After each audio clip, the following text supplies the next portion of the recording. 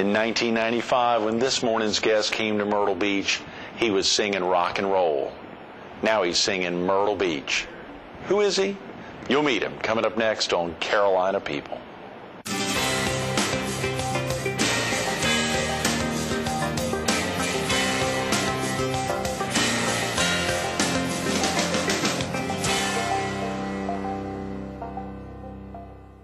Good morning. Welcome to Carolina People. This morning we're in the lobby of the Myrtle Beach Area Chamber of Commerce. We're focused on chamber activities, and we're visiting with its president and chief executive officer, Brad Dean. Good morning, Brad. Welcome back to the chamber. Good to have you back. For letting us in. I love this location. We had a blast filming here a couple months ago and had to make it back. Well, we're delighted to have you, and thank you for coming again. Absolutely. And of course, it's been so exciting yesterday and the day before to have Larry Bragg in with us, the chairman of the Community Appearance Board, who's got a lot of stories to share.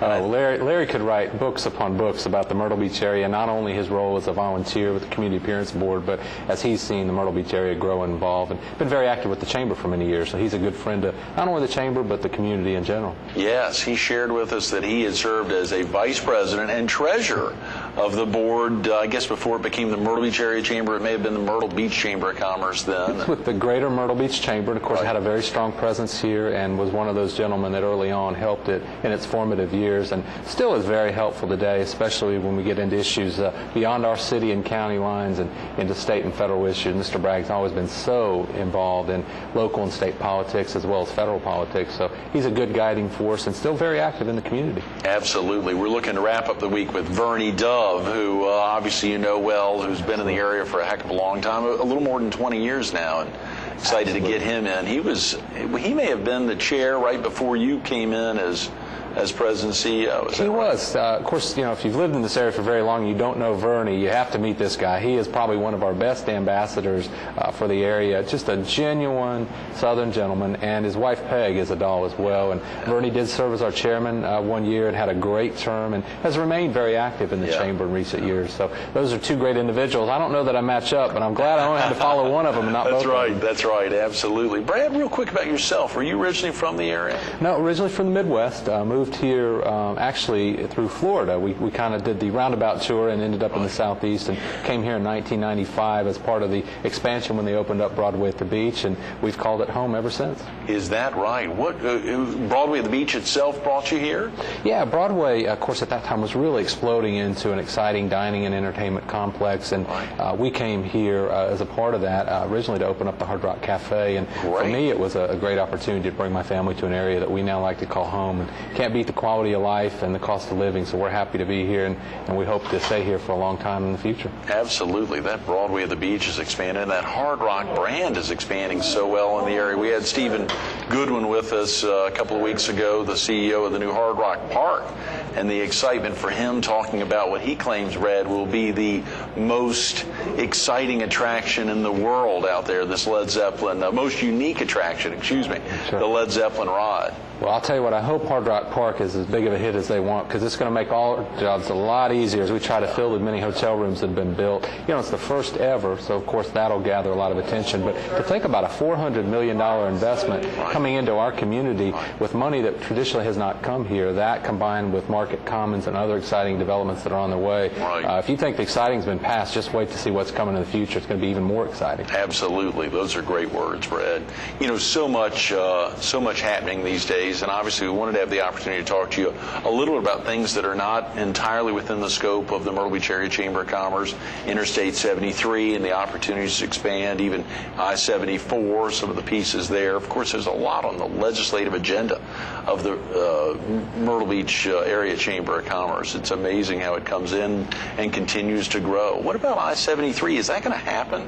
Absolutely. We're very committed to it, but I think more importantly, Greg, this region, the state, and I think even more so the National Corridor Association is now committed to it.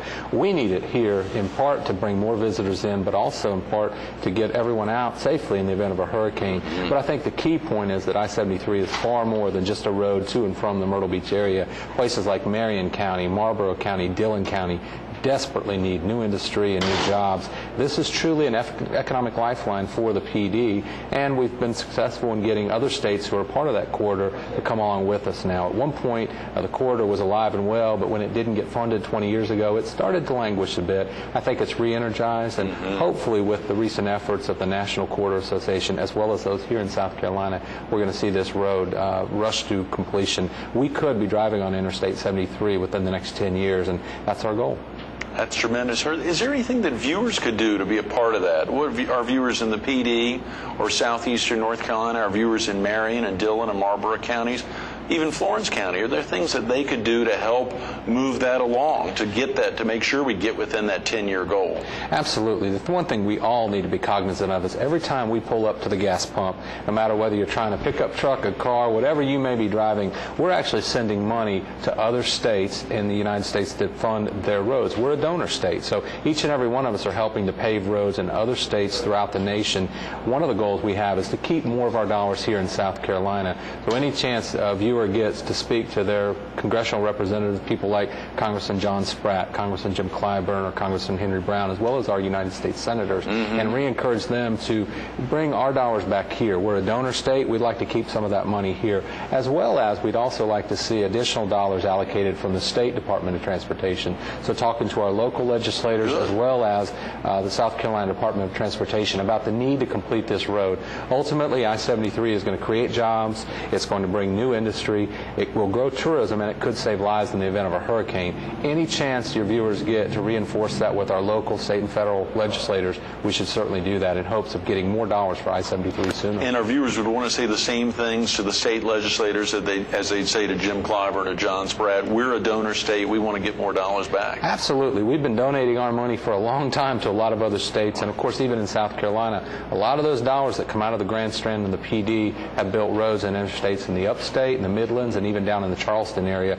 Everybody has driven on that new bridge in Charleston realizes just how beautiful and important that was, but yet how important it is to bring money back to this area as well. And I think they understand that. But the constant message that we need to reinvest in the PD, reinvest in the Grand Strand, is a critical message that each of us should deliver every chance we get. Do all the states have to be working in tandem? You talked about the National Corridor Association. To all, is it 8 or 9 states? How many states, Brad, to make I-73 from Sault Ste. Marie, Michigan, down here? Do all the states have to be working in tandem for it to happen? Absolutely. You know, the interstate system was created by President Eisenhower to connect states and create commerce. The only way that really happens is if each state along the corridor works cooperatively and collaboratively. Of course, it's not always the same priority base for each state, but it's very important when we're speaking to the congressional delegation that it's not just South Carolina, not just North Carolina, but the entire corridor. Ultimately, that's the way jobs are created and industry is attracted. What's interesting is that there's only 6 states along the I-73 corridor, but when you look at the connecting roads and highways, there's 16 or 17 states that are directly impacted. So the impact goes far beyond just South Carolina, far beyond just I-73. But absolutely, we need other states to be in tow with us if we're going to see the kinds of money we need to build this road in the near future. Good. Our viewers in Robinson, Scotland, and Columbus counties could be saying the same things to their congressmen and women. Okay, Absolutely. Great. A lot on the legislative agenda. Obviously, I-73 and transportation in general are very high pieces. What are some of the other critical elements of the legislative agenda for the 2007? And of course, we're heading into 2008, Brad. I'm sure there's a lot of things you all are thinking about now. Absolutely. One of the big needs will, of course, be for tourism promotion funding. We were very fortunate the last 2 years to see increased funding from the state, and that's important. That's not taxpayer dollars coming in. That's just a small portion of what's collected here along the coast from the tourists that come here, coming back to help promote our area, and that's very important if we want to attract new visitors to our region. But we'll continue to lobby for that. We would like to see the legislature and the governor put additional dollars in next year, or at least hold steady with what they've put in already. We also think there's some other important issues out there, not only road projects, but our airport project, funding that at the state and federal level, and then other important needs, Greg, that will impact businesses and residents throughout the area. When you think about tax reform, workers' compensation reform, other issues like immigration reform, where we really have to come up with solutions at the state and federal level. We'll try to get involved in some of those, if only to lead an effort or support an effort to help the PD, the Grand Strand, and the entire state blossom and create prosperity. So we'll probably take on 50 to 60 issues issues in the next legislative session, with a heavy, intense focus on 5 to 10 issues that will really push from here as well as through Columbia and Washington. Can the Chamber really go about helping to tackle some of these problems and some of the issues, Brad? I mean, share with viewers, just break down, let's take a minute, slow down for a second and think about how a Chamber operates. How does it go about making it? I think when probably a lot of folks arrive in a community, they hear a Chamber, may not even know what they mean, think that's some special body politic that they just can't have anything to do with, an exclusive group of men and women involved. How can a Chamber really work together? What exactly is the Myrtle Beach Area Chamber of Commerce? You know, it's important for us to keep in mind what our roots are, and the roots of Chambers of Commerce actually go back many, many centuries to the Egyptian system of commerce, where individual businesses came from miles around and set up in what was then called a chamber, and it was really just a collection of businesses working together to do something in which no individual business could do on their own. As much as we might try to complicate it and make it much bigger and broader than that, it really today is still much the same. The chamber in and of itself can't do a whole lot, but when we're able to serve as a vehicle of progress for certain industries, for certain businesses, or for the community in general, that's when we can accomplish great things. But that only happens through the interaction and involvement of people in the community. And as much as there probably are some people out there saying, I'm not sure I can be involved in the chamber, I'm not sure there's a role for me, that's certainly not the case. In fact, we need more participation from the average citizen, from the small business, as well as the larger, more established businesses and corporate entities. Ultimately, that's the way the Grand Strand can speak with one loud, clear voice about issues that impact each and every one of us. So if anyone's interested in helping move this community forward, we'd like to think that if the Chamber can help with that initiative, there's a role for them to get involved. Are there other groups that do something similar to the Chamber? I'm trying to think how folks could collectively get together and continue to make a difference, other than taking some of these words you've talked about, for instance, going to see their federal or state legislators and saying, we're a donor state, we need more things back, or we're a donor county. Hearing Dick Elliott talk about that a couple of weeks on the show and all the aspects of Horry County in that role. Are there other vehicles that folks can get involved with? Or if not, just how easy is it for someone to become a member? Yeah, the membership of the Chamber for most businesses and organizations ranges from a few $100s up to a few thousand, depending on the size of the business. But we also have individual memberships for those who just want to stay involved in the community, and for a small business or an individual that wants to network, wants to meet other business people, or has a particular interest like education and training or legislative affairs. It's usually a very affordable, minimal investment for them to get involved. We certainly don't intend to make it prohibitive. This is not a country club. It's a community club that really serves as a vehicle of progress for what we hope to be the entire Grand Strand and the surrounding communities. So certainly anyone can get involved simply by calling our number. We have a number of staff that are prepared to handle that. And if somebody knows how they want to get involved, it's all the easier for us to place them and make sure that their time is well spent. Some people may just want to volunteer and they may not want to make an investment in membership. We welcome that too. And believe me, we've got plenty of activities in 2008 that will require a lot of volunteer efforts. So we welcome participation at any level, whether or not it's monetary. The 843-626-7444 number's the best number to call? Absolutely. You call that. Hopefully you'll reach one of our friendly assistants in the call center and they'll direct you to the right person. If you can't find us there, check us on the web at myrtlebeachareachamber.com. Great. Easy to remember, Brad. myrtlebeachareachamber.com. You know, we think about so many activities happening, and when folks think, how can I be involved? There's also great, just yesterday morning here at the Chamber, a warm welcome reception for new Chamber members as well as new employees of companies that have been long-time Chamber members and are looking for ways they can really make a difference and learn more about how the Chamber can impact them.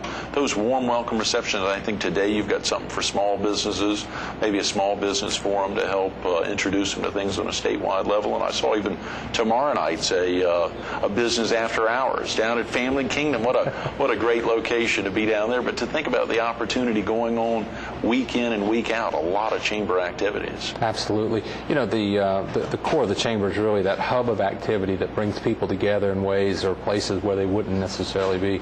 Family Kingdom, what better place to end a great summer season than a park that was just recently named one of the top 10 attractions outside of Disney. So it's one of the few oceanfront amusement parks left in the country, and we're delighted to end the season there. But there's other events, as you mentioned, the Small Business Council and events surrounding that we've really engaged ourselves in, with a lot of credit to Diana Green, who's led that effort for us. Diana really wanted the Chamber to get more involved in helping small businesses. There are literally thousands of small businesses in this area, and of course you've run one that's not quite so small as it used to be, but you understand the importance and the challenges that small businesses face in our community, so we want to be of service to them as well. So we try to provide those kinds of forums and activities that'll be beneficial to people's time.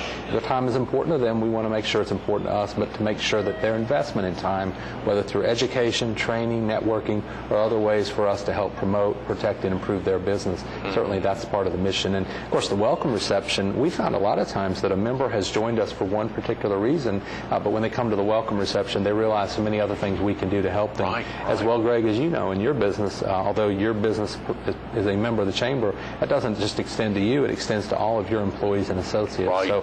Any business that signs up, whether they have 1 employee or 1,000 employees, each of them are a member of the Chamber as well. And so that's an opportunity for them to get engaged, not only in the Chamber, but in their community around them. That's a great point. Those warm welcome receptions, as well as so many of the education series, to see the focus there within the Chamber Academy, which has really kicked off, and to see all the activities. Blakely Jenkins constantly promoting so many of the activities here.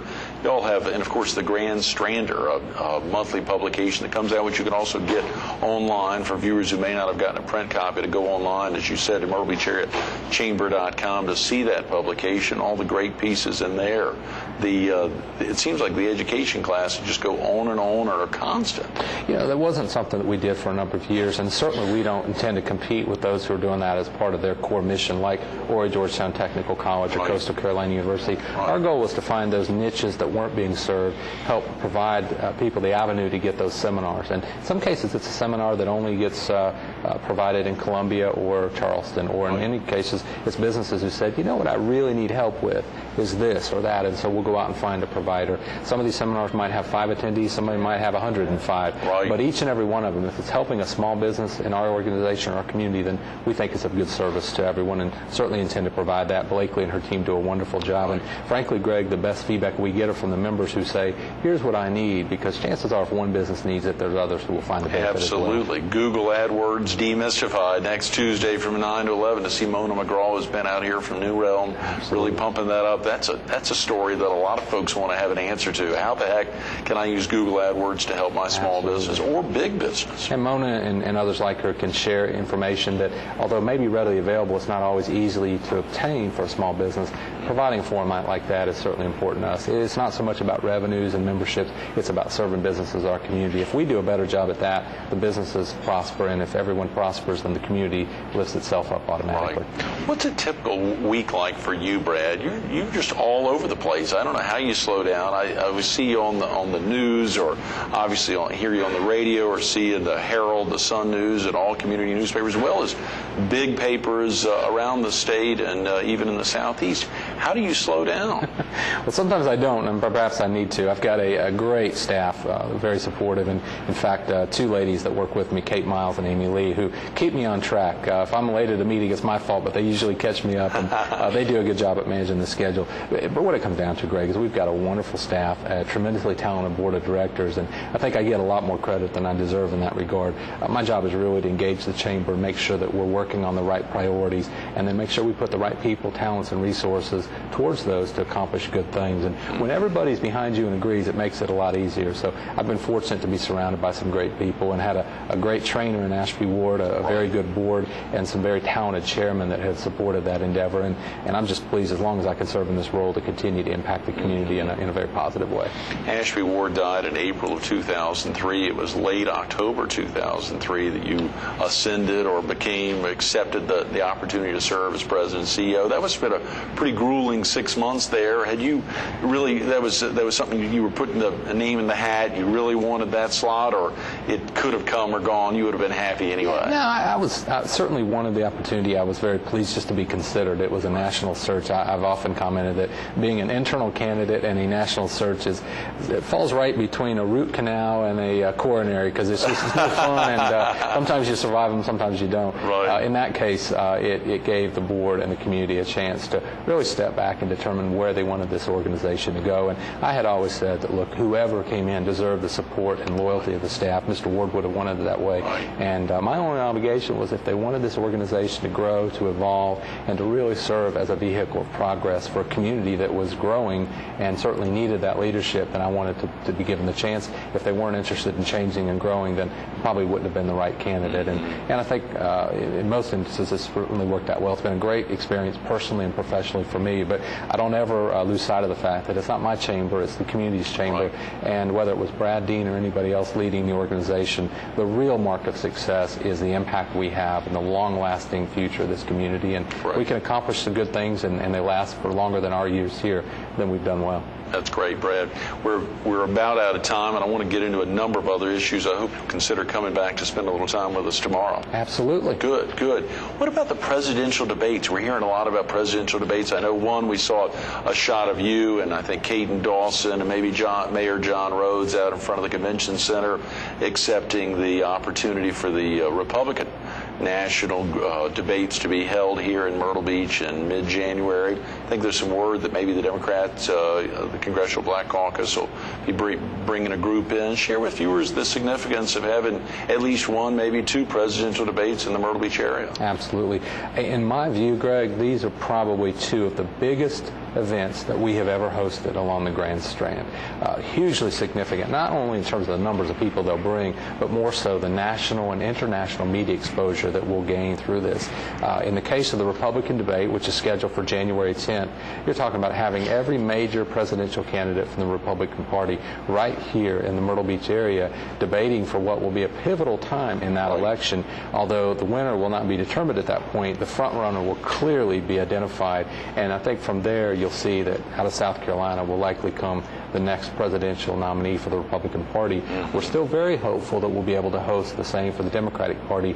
The challenge that we've run into this year is that each of the states seems to be leapfrogging the other to try to get earlier and earlier in the debate. And this is particularly important for South Carolina because we're traditionally considered to be a Republican state. You don't always see the presidential candidates come here during the November election season. This is our chance to get the presidents to come not only through this state but through the Myrtle Beach area. So with a lot of credit to the city of Myrtle Beach, to the community in general, and literally hundreds of volunteers that will come together, we're going to actually bring those people here. And I think for the first time ever, we'll be able to say that you want to be the next president of the United States of America, you got to come through Myrtle Beach, and you got to do something other than golf. Yes, good words, Brad. I think we need to put together a book of Brad's great phrases there. I was thinking about some of them. I've written out a quote from the last time we were together a couple of years ago, Brad. I love this one. I don't know where we'll end up, but it won't be where we started. Even if we fall, we'll fall forward. And of course, I think about that. There's another one. I give attribution to you all the time. If I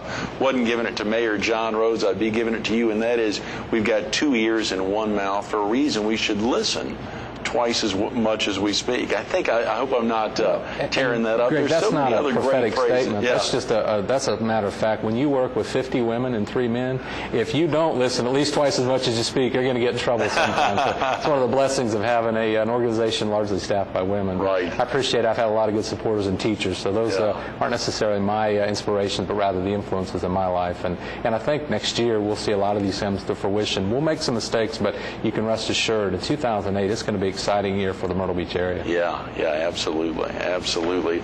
And we want to dovetail back into that, this recent announcement of $10 million having been raised locally, and the state providing a grant of an additional $5 million, a 2-to-1 push there. Y'all were working very hard on that. That's not just, that's other than the Myrtle Beach Area Chamber of Commerce. That's a lot of locals that got together for that mission. Is that correct? Share with viewers. We just got a couple of minutes. Absolutely. And that really, to me, is the Myrtle Beach model in the 21st century that really came from the model in the 20th century. When you think about where this area came from 20, 30 years ago, it was people like Zeb Thomas, Dorothy Anderson, the Creoles and the Britons, and many, many others that came together. They put their money into this beach and destination and build it to what we know it today. In recent years, we've been challenged with keeping up with that growth, and we've begged and pleaded the state of South Carolina, please, just give us a little bit of what we send back. We literally never get less than half. In fact, as children, we all heard the story about Robin Hood, and he was a hero to us in the fairy tales. But today, in this economy, Robin Hood takes money from the Grand Strand and distributes it throughout the rest of the state and the nation. And we just wanted a little bit of money back from Columbia to help grow our tourism industry.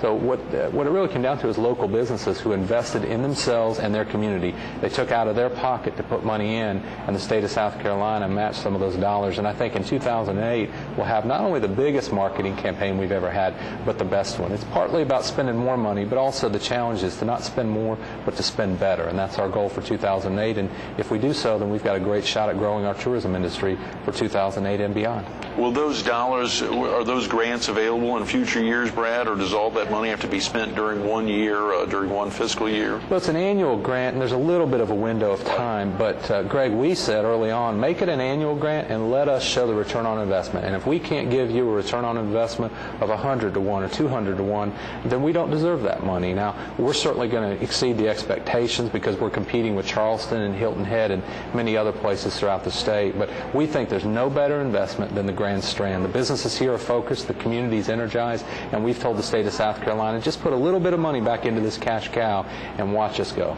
Those are great words, Brad. Thanks so much for being with us this morning. We'll look forward to being with you tomorrow. Very good. Thank you. Stay tuned to more Carolina People with Brad Dean coming up next. Re-energize, refocus, be more results-oriented. There's a lot more Brad Dean. If you come on back, be with us tomorrow. We'll talk a little about offshore drilling, beach renourishment, and some other hot topics in the Myrtle Beach area and the Myrtle Beach Area Chamber of Commerce, both in 2007, 2008, and many years to come. Brad Dean, Part 2. Come on back with us. Be here tomorrow morning.